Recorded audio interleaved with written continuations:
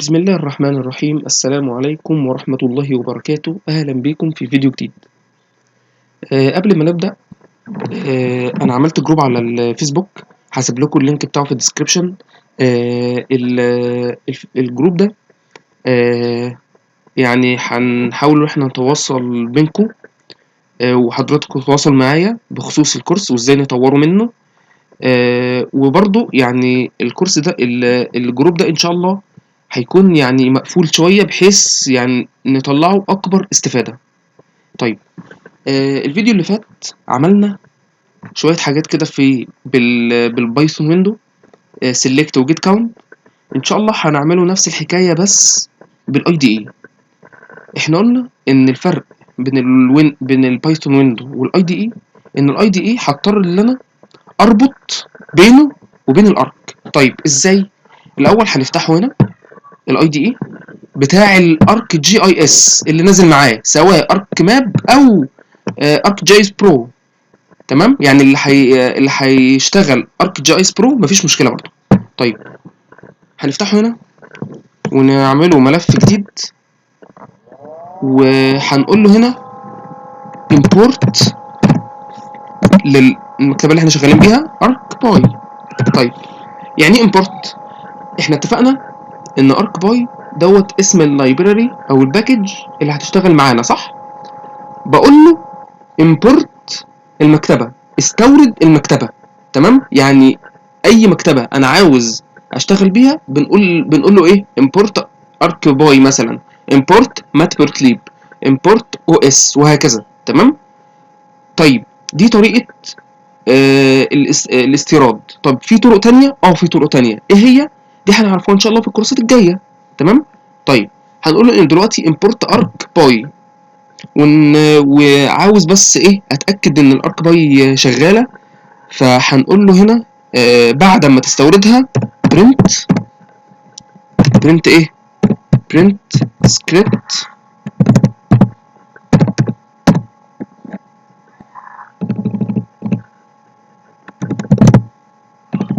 script ايه؟ completed.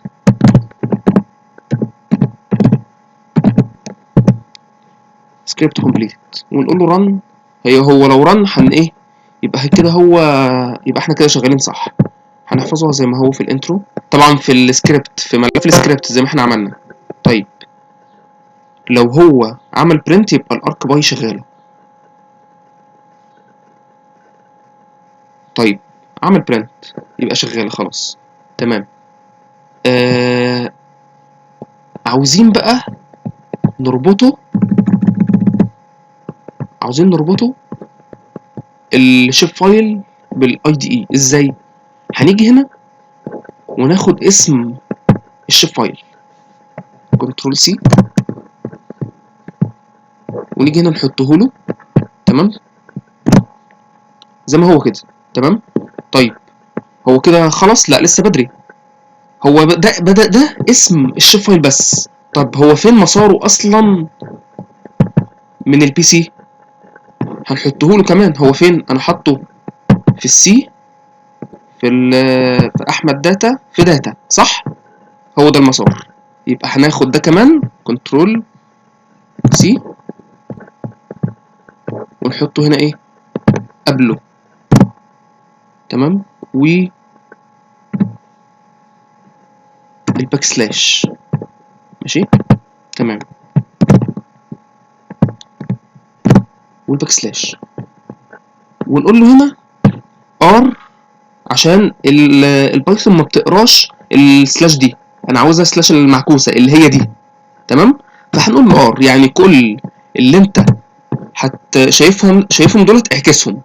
بس الشيب فايل ده هنقول له دوت شيب فايل، ونقفل. هو لغايه دلوقتي كده ايه؟ انا لسه ما ربطتش برضو. هو لغايه دلوقتي ده كده مسار الشيب فايل. تمام. عشان نعرف نشتغل بيه هنحطه في متغير، وليكن ورك سبيس، اسمه ورك سبيس مثلا. تمام كده، ده كده متغير هنشتغلوا بيه. خلاص. طيب، برضو لسه ما ربطناش. فين الورك سبيس الكبيره اللي هو شغال بيها، اللي هي الجي دي بي؟ هربط ديت بقى الرابطه. هنقول له هنا انا عاوز اربط بالورك سبيس، تمام؟ فهنقول له ايه؟ احفظ الكود ده، هنقول له ارك باي دوت، يعني الارك باي دي هاخد منها حاجه جوه، زي ما انا هاخد من مكتبه كتاب او هاخد من كتاب ورقه. ارك باي دوت حاجه اسمها انف environment يعني دوت work space. الورك سبيس بتساوي، وهنا نقول له ايه؟ نديله ايه؟ نديله مسار الورك سبيس بتاعتنا. طب هو مسار الورك سبيس بتاعتنا ايه؟ انا حاططها في الديفولت اللي هي في الدوكيمنت، تمام؟ ارك جي اي اس ديفولت، هو ده ايه؟ هو ده المسار زي ما هو كده. كنترول سي واخده هنا واحطه، وبرده نحط له هنا الار وفي قطعه نصيه كده. احنا كده ربطنا كده ايه؟ كده ربطنا. طيب نبدا نشتغله هنا بقى. نقول له هنا بعد ما ربطنا الورك سبيس الجي دي بي والشيب فايل، هنا ممكن نقول له ايه بقى ساعتها؟ نقول له ارك باي دوت، انا عاوز اعمل ايه؟ وليكن انا عاوز اعمل جيت كاونت زي ما احنا عملناها المره اللي فاتت. فهنقول له جيت وكنترول سبيس، بس عشان كان يفتح لي المكتبه مش مهم. هنقول له جيت كاونت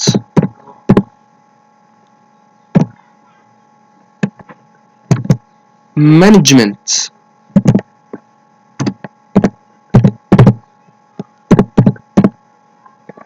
يعني ده اسم الاداه نفسه، تمام؟ و طيب انت عاوز تعمل جيت كاونت لايه؟ للشيب فايل ده، صح؟ طب هو الشيب فايل ده دلوقتي في المتغير بتاعه اللي هو ورك سبيس، صح كده؟ طيب احنا كده خلصنا، ماشي؟ تعال نقول له رن ونشوفه هيقول لي ايه. مستنيه يقول لي السكريبت كومبليت في البرنت اللي تحت دي.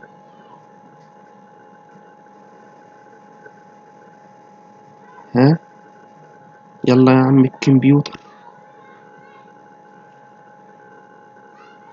ادي شغال. طيب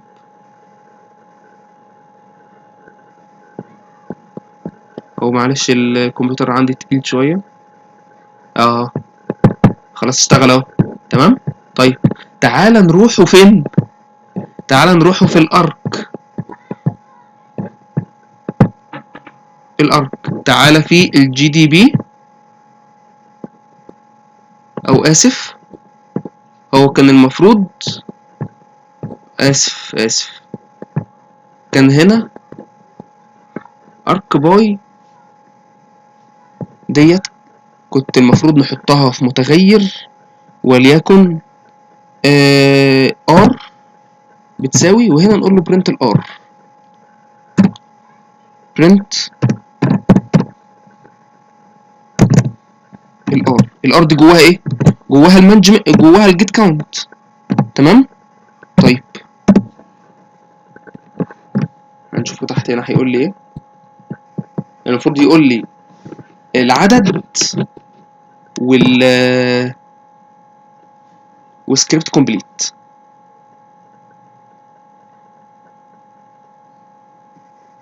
ايوه قال لي اهو العدد كام؟ 255، نفس الرقم اللي احنا طلعناه في الفيديو اللي فات.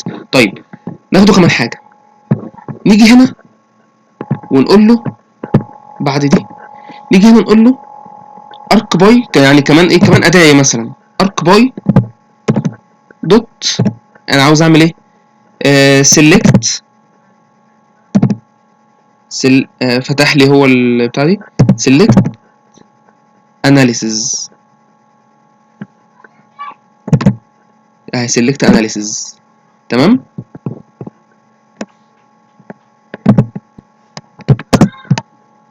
سيلكت اناليسز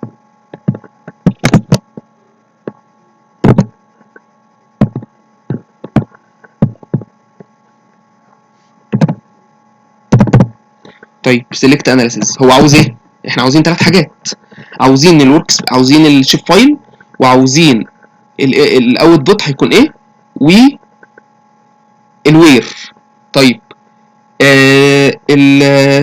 الشيب فايل بتاعنا ايه اللي هو الدبليو اس، صح؟ كوما الانبوت هيكون ايه؟ انا عاوزه يكون، هنسميه ايجيبت. تمام. طيب والاوتبوت هيكون ايه؟ او الوير هو ده الايجيبت دي الاوتبوت. طيب الوير هنقول له نيم بيساوي ايجيبت،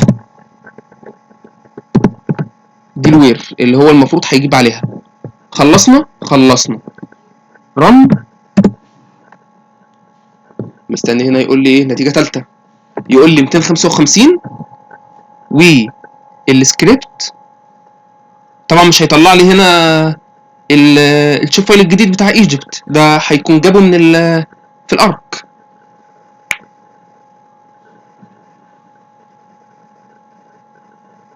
تمام. تعال نرجعه بقى نشوف، نروح الارك. تعال نفتحه هنا.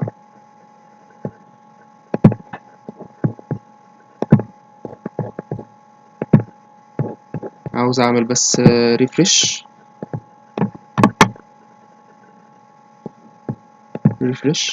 ايجيبت اهي. تمام.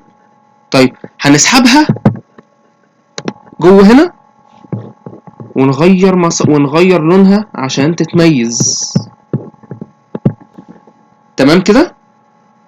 بفضل الله احنا كده اتعلمنا في الفيديو ده ازاي نربطه السكريبت بالارك.